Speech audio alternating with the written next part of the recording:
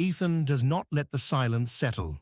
He picks the question back up and turns it into a direct appeal, naming what God once did and asking him to do it again. Lord, where are thy former loving kindnesses, which thou swearest unto David in thy truth? Psalm 89, verse 49. Ethan uses the word former, marking a clear division between what God once showed and what Israel now experiences. He does not ask whether God has loving kindnesses. He asks where they have gone, as though they still exist but have been withdrawn from view. Ethan grounds this question in an oath, not a hope. God swore to David in his truth, meaning God bound himself by his own character to keep this covenant.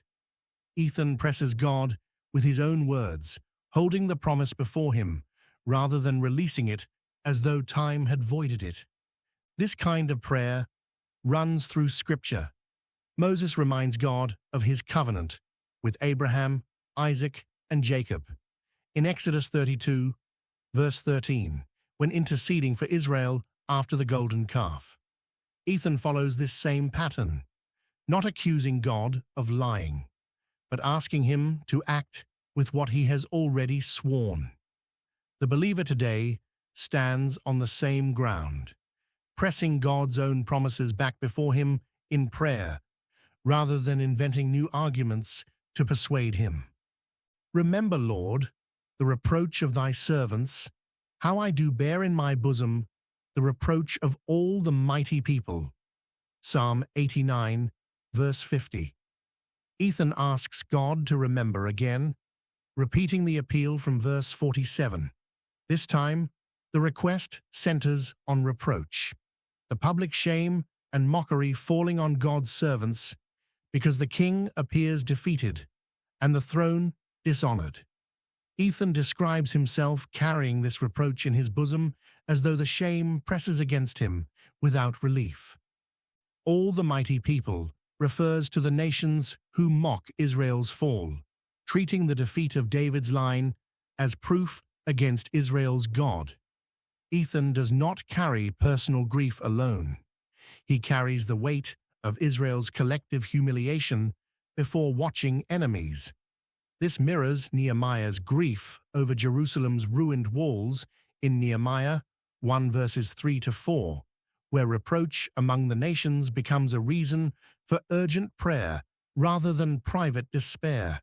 Ethan's cry teaches that reproach suffered for God's name deserves to be brought before God, not absorbed in silence. Wherewith thine enemies have reproached, O Lord, wherewith they have reproached the footsteps of thine anointed. Psalm 89, verse 51.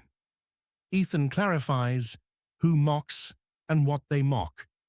God's enemies reproach not just Israel's misfortune, but the footsteps of the king. They traced his steps with contempt. The reproach targets the Anointed One. Ethan links Israel's shame to the dishonor heaped on the Davidic king, showing the two cannot be separated. This verse carries forward into the New Testament pattern, where Christ, the ultimate Anointed One, bears reproach for the sake of others. Hebrews 12, verses 2-3, describes Jesus enduring the cross, despising the shame, offering the pattern of Ethan's psalm.